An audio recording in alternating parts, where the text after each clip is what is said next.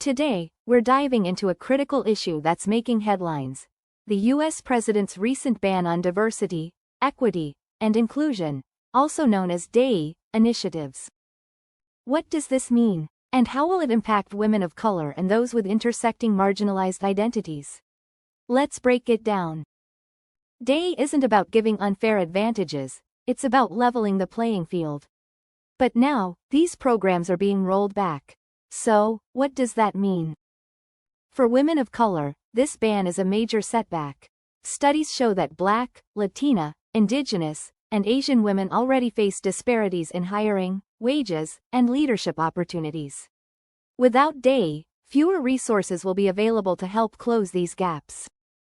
For example, did you know that Black women earn just 64 cents for every dollar a white man earns? Latina women, 57 cents. Without DEI, companies and institutions will no longer be encouraged, or even required, to address these inequalities. Let's talk about intersectionality. This term, coined by legal scholar Kimberly Crenshaw, describes how different forms of discrimination overlap. Women of color who are also LGBTQ+, disabled, or immigrants face even more barriers. Take the Latina woman who is also part of the LGBTQ+ community. She may face discrimination based on both her ethnicity and her sexual orientation, without institutional support to address it. The same goes for disabled women of color, who already struggle with accessibility and representation. Addressing workplace inequalities requires an intersectional approach that considers these specific challenges. Intersectionality theory goes beyond viewing identities as separate categories, emphasizing their interconnected nature. In the workplace, this means recognizing how gender bias and racial discrimination intersect, creating unique obstacles. Women of color face a double bind, expected to be assertive without being labeled aggressive, or nurturing without being seen as weak. Microaggressions, subtle acts or comments that demean based on race or gender, are a daily reality for many women of color. These microaggressions create a hostile environment, undermining their sense of belonging and professional confidence.